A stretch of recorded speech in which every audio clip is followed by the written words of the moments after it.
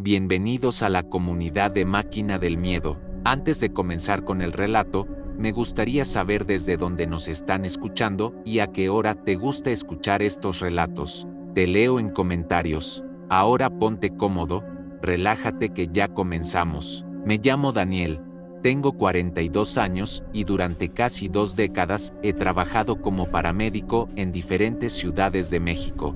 He visto cosas que mucha gente ni siquiera imagina: cuerpos destrozados en accidentes, familias enteras llorando en los pasillos de un hospital, niños que se me mueren entre los brazos sin que pueda hacer nada. Uno aprende a endurecerse, a guardar cada imagen en un cajón oscuro de la memoria para poder seguir adelante. Pero hay recuerdos que no se dejan encerrar tan fácilmente, que se aferran como garras invisibles y te persiguen incluso cuando cierras los ojos para dormir. Este relato no es sobre un accidente común ni sobre un servicio más de emergencias.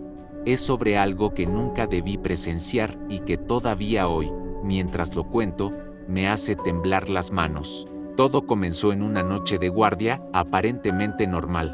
Eran cerca de las 3 de la mañana cuando recibimos una llamada de auxilio desde una carretera secundaria que conecta con un pequeño pueblo llamado San Bartolo. La voz del operador se escuchaba nerviosa.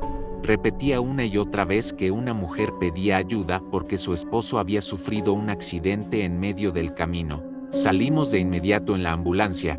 Yo iba conduciendo y mi compañero Ernesto revisaba el equipo en la parte trasera. El camino estaba vacío, envuelto en una niebla espesa que parecía tragarse la luz de los faros. Durante los primeros 20 minutos no encontramos nada, ni un auto varado, ni una persona caminando, ni rastros de choque. Solo la carretera interminable y la sensación de que alguien nos observaba desde la oscuridad entre los árboles. De pronto, a un costado del camino, apareció una figura. Era una mujer joven, vestida con un camisón blanco que se pegaba a su cuerpo mojado por el rocío de la madrugada. Movía los brazos desesperada, pidiéndonos que nos detuviéramos. Frené en seco y Ernesto bajó primero para preguntarle qué ocurría. La mujer apenas podía hablar.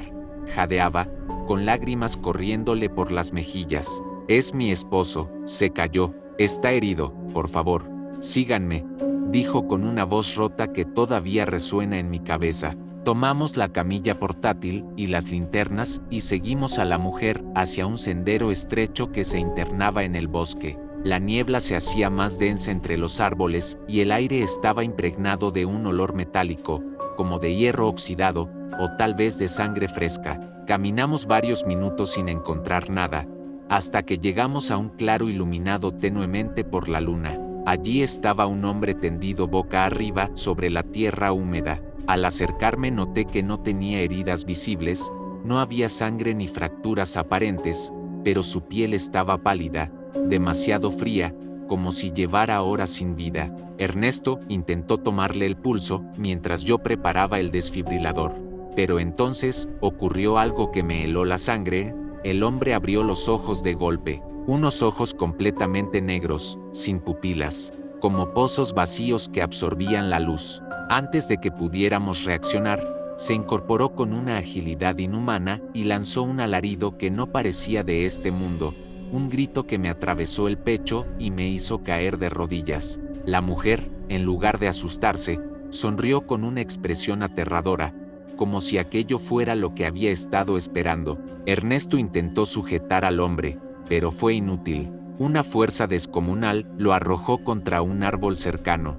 Corrí hacia mi compañero, pero cuando quise levantarlo noté que estaba inconsciente, la cabeza sangrando por el golpe. La criatura, ya no puedo llamarla persona, avanzaba hacia mí con movimientos torpes pero veloces, como un animal rabioso. Solo atiné a encender la linterna y apuntarle directo al rostro. El destello de luz pareció incomodarle. Retrocedió unos pasos, emitiendo un gruñido bajo. Aproveché ese instante para arrastrar a Ernesto de vuelta al sendero, mientras la mujer reía detrás de nosotros. Una risa que no olvidaré jamás, porque no sonaba humana, sino como el eco de muchas voces mezcladas en una. Llegamos a la carretera y lo primero que hice fue subir a Ernesto a la ambulancia. Quise arrancar de inmediato, pero mis manos temblaban tanto que apenas podía meter la llave. En el retrovisor sexta la silueta de la mujer de blanco avanzando lentamente hacia nosotros por el asfalto, y detrás de ella, en la niebla, se distinguía la figura oscura del hombre que ya no parecía hombre. Logré encender el motor y pisé el acelerador con todas mis fuerzas. La ambulancia avanzó rechinando, dejando atrás aquel lugar maldito. Durante varios kilómetros no dije una palabra, solo escuchaba la respiración débil de Ernesto y el golpeteo acelerado de mi propio corazón. Finalmente, cuando creí que estábamos a salvo, me atreví a mirar por el espejo una vez más, y ahí estaban, la mujer y la criatura corrían detrás de nosotros, a una velocidad imposible, sus rostros deformados por una furia indescriptible. Cerré los ojos un instante, pensando que estaba alucinando por el cansancio, pero cuando los abrí seguían allí, cada vez más cerca. Giré bruscamente hacia la autopista principal y, de un momento a otro, desaparecieron. Ni rastro, como si nunca hubieran estado. Llegamos al hospital con Ernesto aún inconsciente. Los médicos lo atendieron de inmediato y me hicieron preguntas sobre lo sucedido. No supe qué responder. ¿Cómo explicar que lo atacó un hombre con ojos negros y fuerza sobrehumana? Nadie me creería.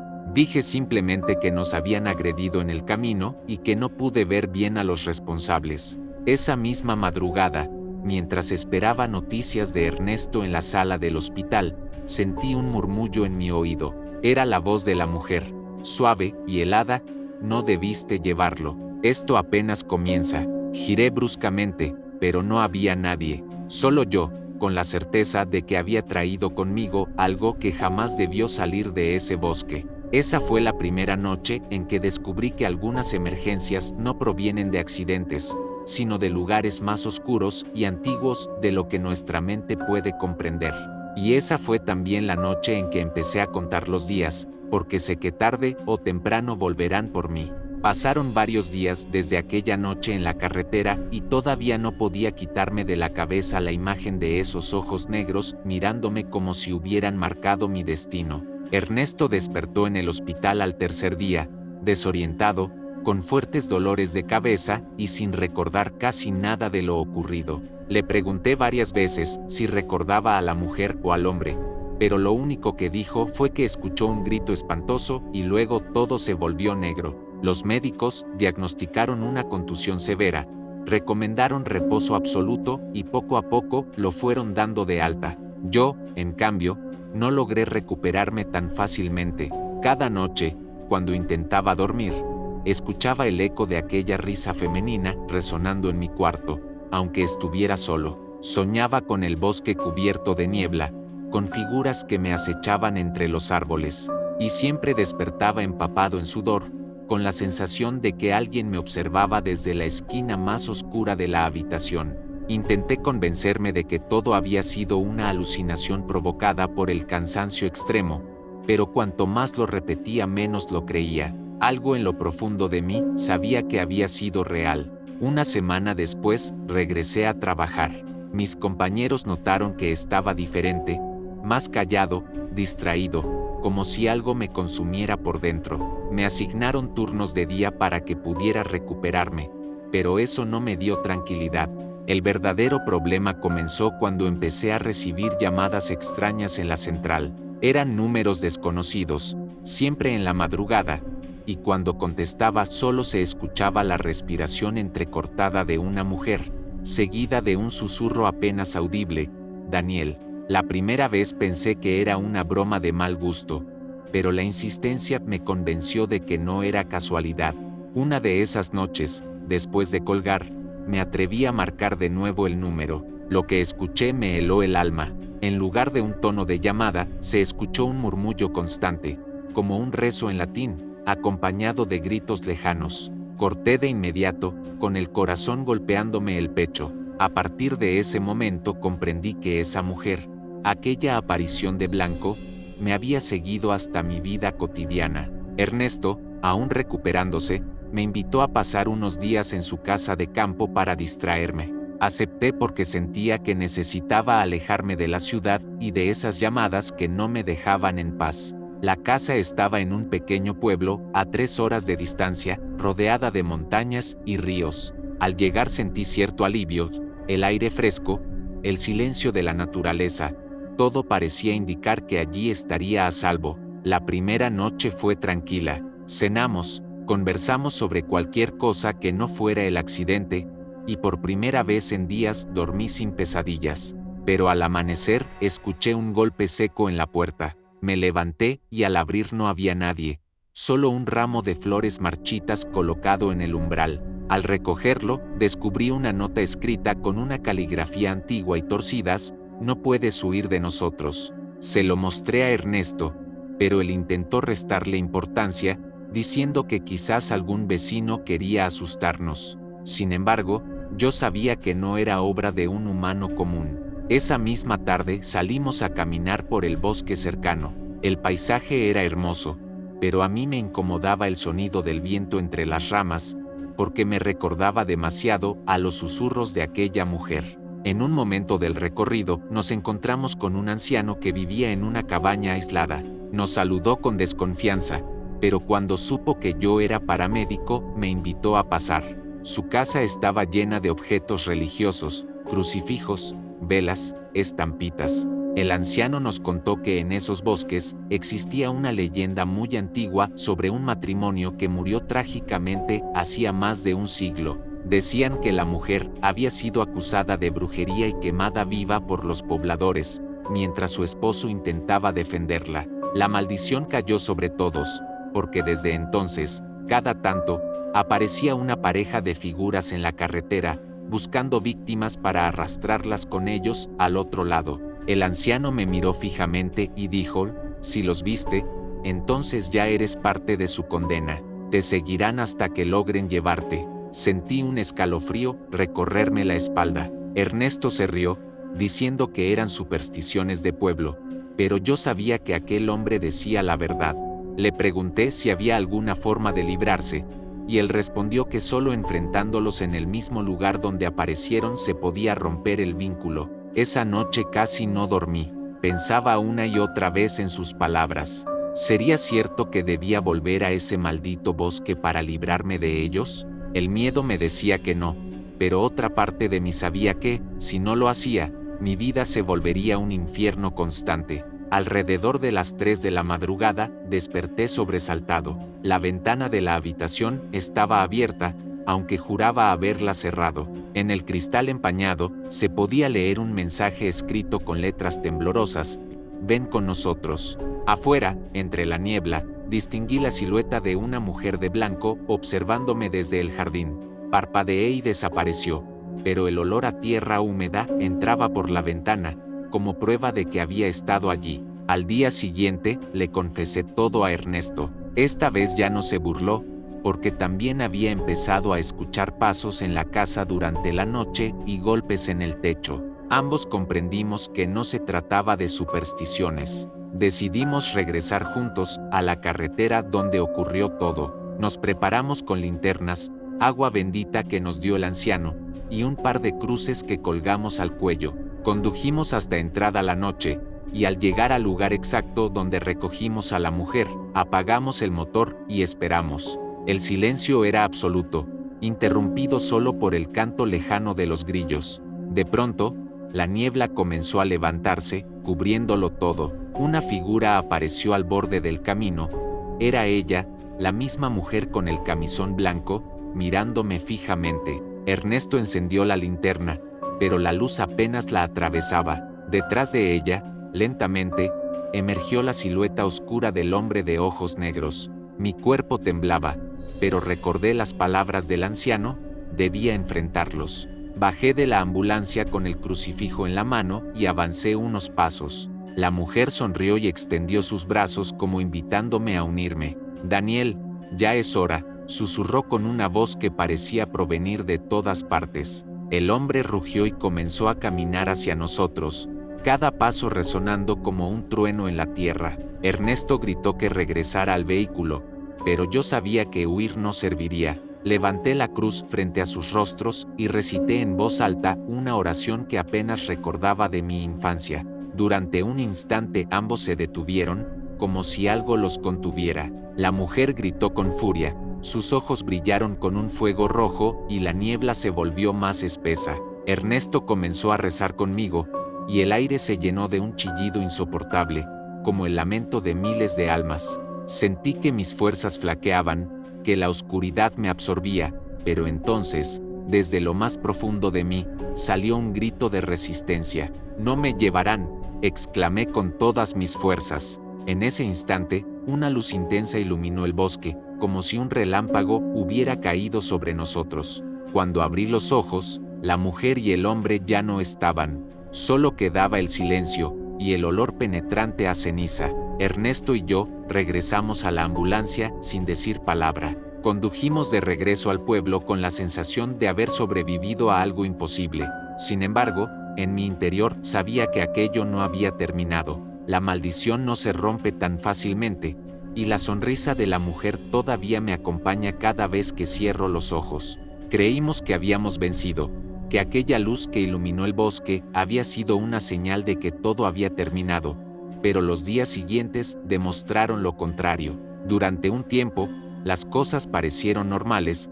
Regresé a la ciudad, retomé mis guardias en la ambulancia, y aunque seguía teniendo pesadillas, me convencí de que eran solo secuelas psicológicas del trauma. Ernesto, por su parte, se mostraba optimista. Decía que debíamos olvidarlo y seguir adelante, que lo que habíamos enfrentado no era más que una proyección de nuestros miedos, y que, gracias a nuestra fe y determinación, logramos ahuyentarlo. Sin embargo, la calma no duró mucho. La primera señal fue el olor. Un hedor a tierra mojada y a carne podrida empezó a impregnar el interior de mi departamento, incluso cuando todo estaba limpio y ventilado. Al principio pensé que era problema de tuberías, pero los plomeros no encontraron nada extraño. Luego vinieron los ruidos, pasos arrastrados en el pasillo a medianoche, golpes en la puerta que se desvanecían cuando abría, susurros que provenían de las paredes como si alguien hablara desde el otro lado. Una madrugada, mientras revisaba unos informes en la mesa, escuché un leve canto femenino. La voz era suave, hipnótica, y decía mi nombre una y otra vez, hasta que se transformaba en un lamento desgarrador. Corrí al pasillo y allí estaba ella, la mujer de blanco, parada bajo la tenue luz del foco, con los ojos fijos en mí. No grité, no me moví, solo la miré mientras ella sonreía y se desvanecía lentamente en la oscuridad, como humo que se disipa. Supe entonces que no había escapatoria. Ernesto, que había regresado a su casa en la ciudad, empezó a experimentar cosas similares. Me llamó varias veces al borde de la desesperación, asegurando que veía a un hombre parado frente a su ventana cada madrugada, aunque vivía en un quinto piso. Me contó que su hija pequeña hablaba con una señora bonita vestida de blanco que se le aparecía en las noches y le prometía llevarla a jugar. Fue ahí cuando comprendimos que la maldición ya no solo me perseguía a mí, sino también a quienes me rodeaban. Decidimos buscar ayuda en la iglesia local. El sacerdote, un hombre mayor de mirada cansada, escuchó pacientemente todo nuestro relato. Para nuestra sorpresa, no nos trató como locos. Por el contrario, dijo que conocía historias semejantes en la región, casos de apariciones que se repetían generación tras generación. Aseguró que la única manera de librarnos era enfrentando a los espíritus en el lugar exacto donde su condena comenzó, lo cual implicaba descubrir la verdad sobre la muerte de aquella mujer y su esposo. Nos recomendó investigar en los archivos históricos del pueblo de San Bartolo. Así lo hicimos. Pasamos varios días revisando registros antiguos, hasta que dimos con un expediente polvoriento fechado en 1893. El documento relataba el juicio de una mujer llamada Isabela, acusada de brujería por sus vecinos. Decían que había causado enfermedades en los niños y desgracias en las cosechas. Su esposo, Tomás, intentó defenderla, pero fue golpeado brutalmente y ambos terminaron condenados, ella quemada viva en la plaza, él asesinado a golpes mientras intentaba salvarla. La leyenda decía que sus almas nunca encontraron paz y que, cada cierto tiempo, regresaban para arrastrar a otros a compartir su destino. Mientras leíamos aquel expediente, el aire en la sala se volvió gélido. y sentí una presencia detrás de mí. Giré lentamente y, por un segundo, sexta reflejado en el vidrio de una vitrina el rostro de Isabela, observándome con sus ojos negros, tan cerca que casi podía sentir su aliento. Ernesto también lo vio, porque soltó el libro y empezó a rezar desesperadamente. Salimos de allí corriendo, pero ya no había duda, nos estaban siguiendo incluso en medio del día. Esa noche tomamos una decisión, regresaríamos a la plaza central de San Bartolo, el lugar donde ocurrió la ejecución.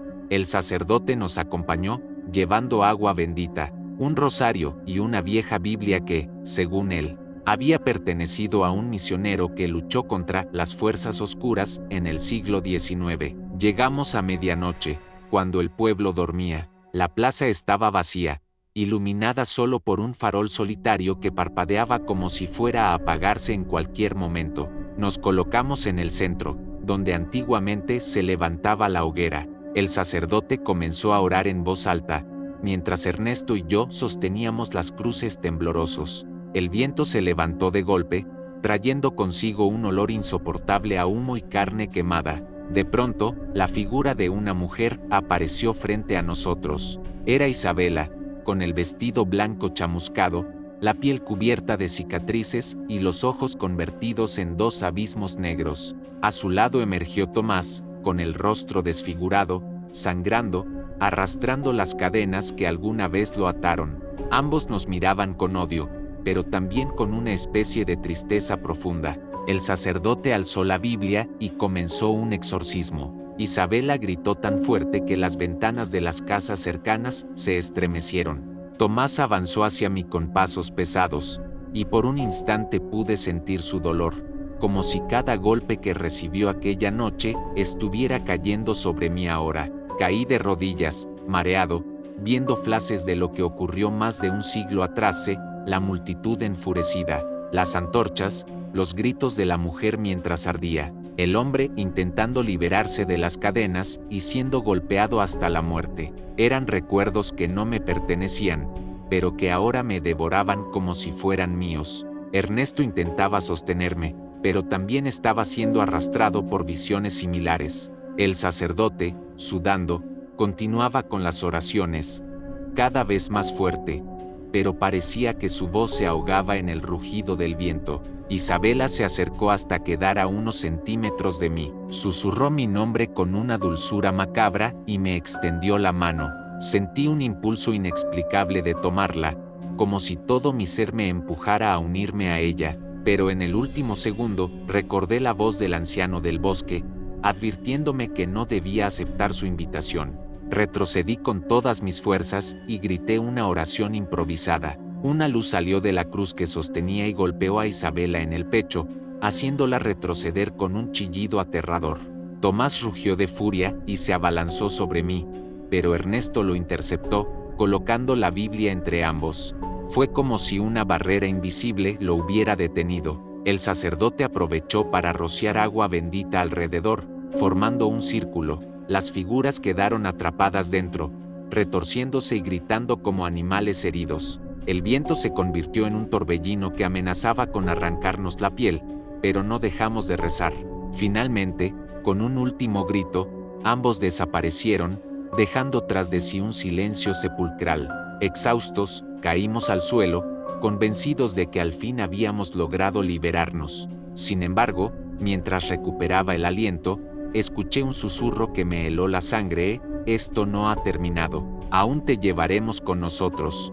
Después de aquella noche en la plaza de San Bartolo, todos pensamos que finalmente había terminado. El sacerdote nos aseguró que el ritual había liberado las almas de Isabela y Tomás, y que ahora podrían descansar en paz. Ernesto me abrazó con lágrimas en los ojos, convencido de que por fin podríamos retomar nuestras vidas normales. Yo, en cambio, no estaba tan seguro. Desde el momento en que escuché aquel susurro prometiéndome que volverían por mí, supe que la pesadilla aún no había terminado. Los días posteriores transcurrieron con una calma extraña. Volví a mi departamento, Ernesto regresó a su rutina con su familia, y el sacerdote nos pidió mantenernos en oración constante. Durante casi una semana no tuve visiones, No recibí llamadas ni escuché voces en la madrugada. Me aferré a la esperanza de que quizás si habíamos roto la maldición. Pero el octavo día todo cambió. Esa noche, mientras revisaba unos informes en la mesa de la sala, escuché un golpe seco en la puerta. Abrí con cautela, convencido de que no encontraría nada, como tantas otras veces. Sin embargo, lo que vi me dejó paralizado. En el suelo había una muñeca antigua, de porcelana rota, con un vestido blanco chamuscado y unos ojos negros pintados que parecían observarme. La levanté con manos temblorosas y noté que tenía un papel atado al cuello. Lo desenvolví y leí las palabras escritas con tinta roja: "Nunca te dejaremos". El corazón me dio un vuelco. Tiré la muñeca al suelo y retrocedí. Pero al mirar hacia el pasillo, sexta una sombra que se movía lentamente hacia mí. Cerré la puerta de golpe, respirando agitadamente, sabiendo que la maldición seguía viva. Llamé de inmediato a Ernesto, y su voz del otro lado de la línea me confirmó lo que temía. Él también había recibido una señal. En su caso, un espejo de su casa apareció empañado con la frase "ya casi", escrita con dedos invisibles. Esa misma noche, decidimos reunirnos con el sacerdote, pero al llegar a la iglesia lo encontramos desorientado, pálido, con ojeras profundas. Nos confesó que desde el ritual había tenido visiones de fuego y cadenas, y que cada oración que intentaba recitar era interrumpida por voces burlonas. "No se fueron", dijo con un hilo de voz, "solo están jugando con ustedes, preparando algo peor". Sentí un escalofrío recorrerme la espalda. Si incluso un hombre de fe estaba siendo atacado, entonces nuestra situación era mucho más grave de lo que imaginábamos. Ernesto, aterrado, propuso abandonar todo, mudarnos lejos, cambiar de identidad si era necesario, pero yo sabía que no serviría. Lo que fuera que nos seguía no estaba atado a un lugar físico, sino a nosotros mismos, y tarde o temprano, nos alcanzaría. La confirmación llegó 3 noches después. Me encontraba conduciendo la ambulancia en una guardia nocturna cuando recibimos un reporte: un accidente en la misma carretera de San Bartolo. Mi sangre se congeló. Dudé en ir, pero no podía negarme. Era mi deber. Ernesto insistió en acompañarme, temiendo que algo pudiera pasar. Llegamos al lugar y encontramos un coche volcado a un costado del camino. Había un hombre inconsciente en el asiento, con heridas leves. Mientras lo sacábamos, escuché un susurro entre la niebla: "Daniel". La voz de Isabela. El aire se volvió pesado, y en medio de la carretera apareció su figura, más deformada que nunca, con la piel quemada, los ojos negros brillando con odio. A su lado, Tomás, arrastrando las cadenas, gruñía como un animal. Ernesto gritó, pero no hubo tiempo de reaccionar. Las luces de la ambulancia parpadearon y, de pronto, todo el entorno cambió. Ya no estábamos en la carretera, sino en una especie de vacío oscuro, un lugar sin tiempo ni espacio, donde solo se escuchaban lamentos y llantos lejanos. Comprendí que nos habían arrastrado a su mundo. La mujer avanzó hacia mí con una lentitud aterradora, mientras el hombre sujetaba a Ernesto con una fuerza brutal. Intenté liberarlo, pero era inútil. Cada vez que me acercaba, una ola de dolor recorría mi cuerpo, como si ardiera vivo. "Es tu destino", susurró Isabela, "nos acompañarás en la eternidad". Sentí que las fuerzas me abandonaban, que mi voluntad se quebraba, pero entonces recordé las palabras del anciano del bosque: "Si los viste, entonces eres parte de su condena, pero también puedes decidir si los enfrentas o te entregas". Con un último esfuerzo, saqué el crucifijo que aún llevaba colgado al cuello, lo apreté con tanta fuerza que me corté la palma de la mano. La sangre corrió por mis dedos y cayó sobre el símbolo. En ese instante, una luz cegadora brotó del crucifijo, iluminando el vacío. Isabela gritó con furia, retrocediendo, y Tomás soltó a Ernesto, cubriéndose los ojos. Ambos comenzaron a retorcerse como si fueran consumidos por el fuego. Ernesto, recuperando fuerzas, se unió a mí y juntos gritamos oraciones al unísono. La luz se expandió, desgarrando la oscuridad. Los gritos de los condenados llenaron el aire, hasta que todo explotó en un silencio absoluto. Cuando abrimos los ojos, estábamos de vuelta en la carretera, con el hombre herido aún inconsciente a nuestro lado. Las luces de la ambulancia brillaban normalmente, y la niebla había desaparecido por completo. Nos miramos sin palabras, sabiendo que habíamos estado al borde de la muerte, o quizás de algo peor. Llevamos al herido al hospital y luego nos reunimos con el sacerdote, quien, al vernos vivos, lloró de alivio. Si lograron resistirlos en su propio terreno, entonces puede que realmente hayan terminado, dijo, pero en su voz aún había duda. Han pasado ya varios meses desde aquella última confrontación. No he vuelto a ver a Isabela ni a Tomás. No he recibido llamadas extrañas ni susurros en la madrugada. Ernesto recuperó su vida con su familia, y yo sigo trabajando como paramédico, aunque cada noche, antes de dormir, rezo con más fe que nunca, y sin embargo, a veces, cuando el silencio de la madrugada se vuelve demasiado profundo, creo escuchar un leve murmullo en el rincón de mi habitación. No es claro, no es fuerte, pero siento que me nombra, Daniel, Daniel, como si me recordara que la condena nunca se rompe del todo, que la oscuridad siempre espera, paciente, a que bajemos la guardia, y entonces me pregunto si de verdad ganamos aquella noche, o si simplemente estamos viviendo una tregua antes de que la eternidad venga a cobrarnos su precio.